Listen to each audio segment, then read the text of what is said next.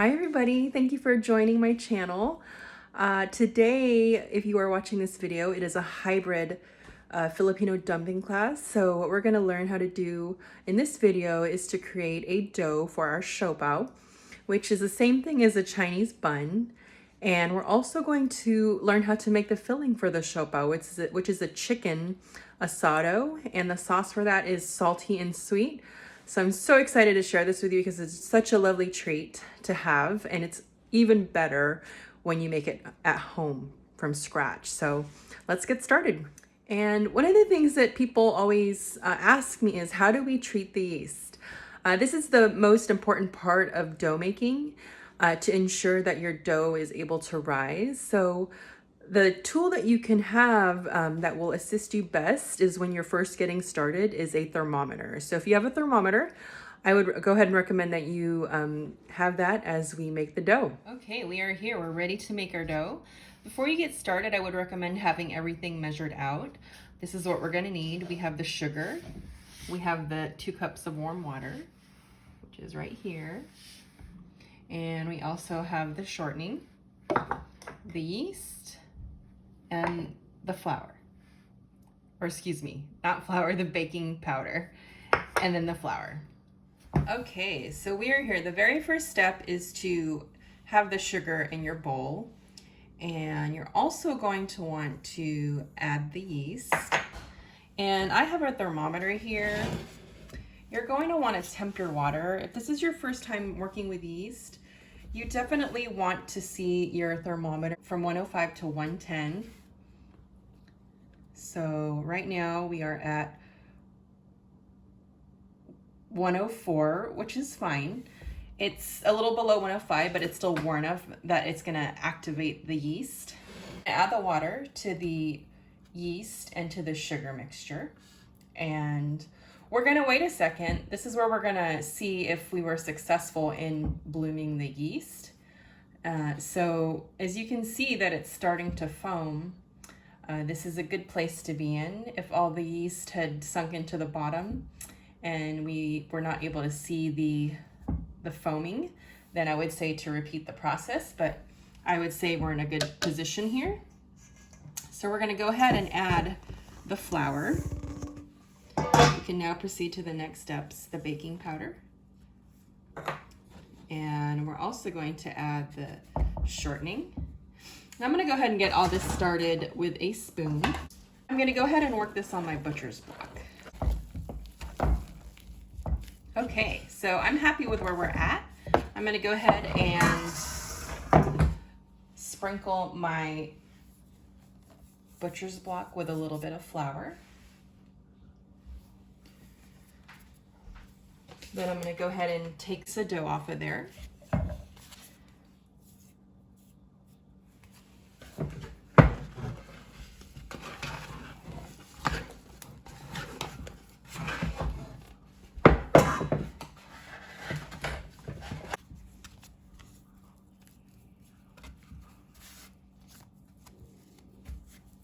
What you will want to do is just add a little more flour to your hands and get all that off of there, all the little pieces of dough.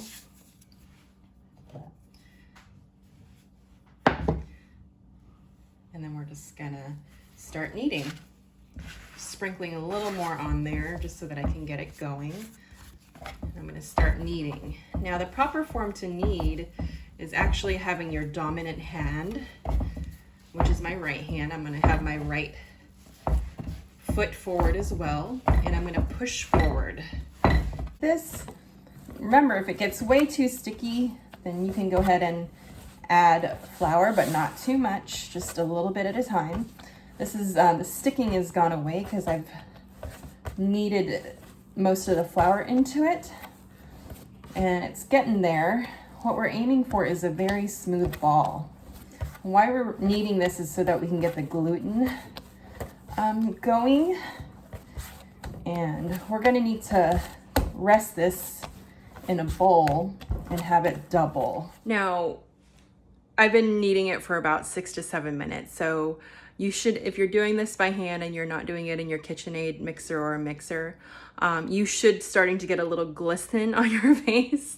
So if you're starting to perspire a little bit, that's a good sign. You do want to look for your dough to be smooth. So that's one of the main indicators that you're ready to go ahead and place it into your bowl. So we are almost there. This is a very soft, fluffy dough. Okay, we've arrived. Now, the dough is nice and smooth, so what I'm going to do now is just make it a nice round ball by moving it around with my hands, pushing with this hand and scooping below. And this is my momentum that's making it go forward, so I'm just making it a little ball. So now I have a nice smooth ball. Very happy with this. It's very tight, so it's going to need a rest. This is where we want to put grease on our bowl. If you don't like pushing method, you can also just take the dough ball and just put a little flour on your hands and just start pushing it underneath to create a nice smooth look on top. And once your ball is smooth, then you can go ahead and put it in your bowl. Okay, so we have a grease bowl here, and I'm just going to take my dough and place it in there very gently. And this dough, whenever you eat a siopao or a Chinese bun, you'll notice the main characteristic of this dough is that it's pure white. And so the reason why we use shortening is because has no color like butter or olive oil. It doesn't have that deep yellow color. So this is the reason why we also add the baking powder, so that it will also get that lift, but will remain white. So what I would recommend coating the bowl with is with something with no color, such as the shortening. All right, so I'm gonna let this rest on the countertop. So I'm putting a wet rag on top, and I'm gonna wait till this doubles in size. Look at our dough. Oh my goodness, look how nice and fluffy that is. Doubled in size. Nice and soft. Now we can go ahead and put this in the fridge and have it stored and ready to go for Monday. All right, now you can choose to do this in a KitchenAid mixer, but since this is your first time working with dough, I would recommend using your hands because this gives you a good way to connect with the food, and I feel like it tastes better. So if this is your first time making this, I would just put the work into it and then just see what the results are. And so once you get a hang of this, and maybe you can go on and move to the KitchenAid mixer, but it's good to know what the dough feels like throughout the whole process. Now, if it's a cooler day, I would recommend to take it out about 2 hours ahead of class. That way you can ensure that it's gonna be nice and pliable. Okay, great job getting our first project completed. Now the next step is to create the beautiful filling for our siopao. Let's go ahead and get started. Okay, so part of this asado filling involves cornstarch. So we're gonna go ahead and add the water to that. And we're gonna go ahead and dilute it before we get this whole process started, just so that it's ready to go. I'm gonna set this aside. And now I'm gonna turn the heat on to medium. And I'm gonna pour my olive oil in.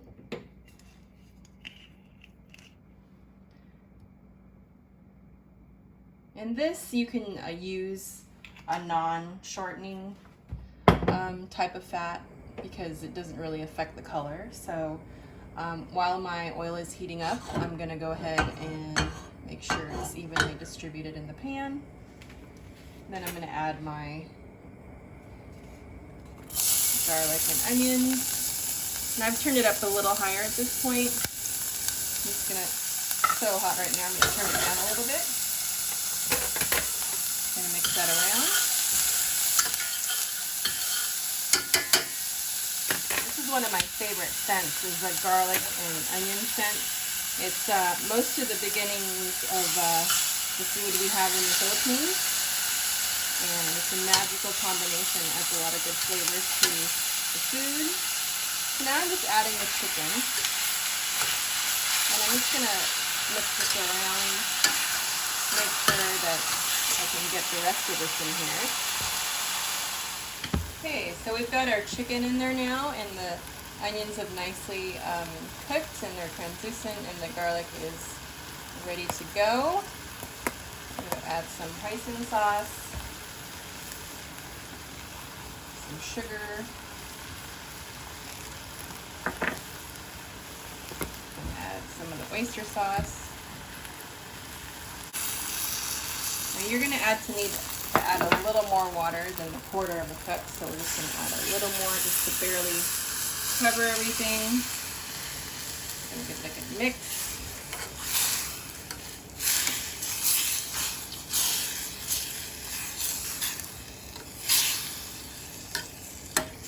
And then you also want to add your soy sauce.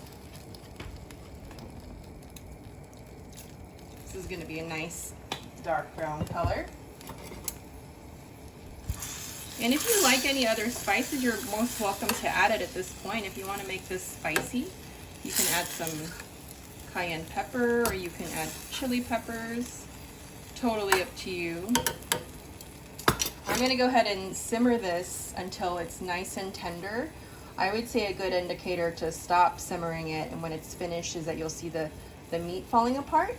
So what we want to see is a light bubble here. We don't want to see too vigorous of a bubble, so I'm just going to go ahead and place a lid on this so that the steam inside there can be on our side. And then we'll check it at about 30 minutes, and then we'll see how far we've gotten.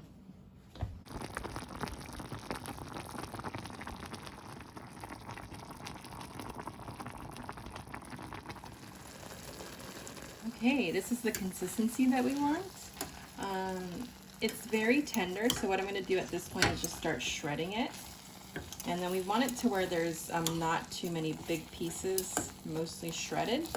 So I'll show you what we're looking for. Okay, this is what we're looking for. I'm actually going to add a little pepper to this. This is going a little off the recipe, but I really enjoy peppers. So if you like, you can actually put this through your KitchenAid with the paddle on, but this will do as well. All the sauce has been reduced. I'm going to go ahead and taste this now to make sure the seasoning is right. Okay, let's go ahead and give this a try to make sure that is going to be perfect for our Siopao dough.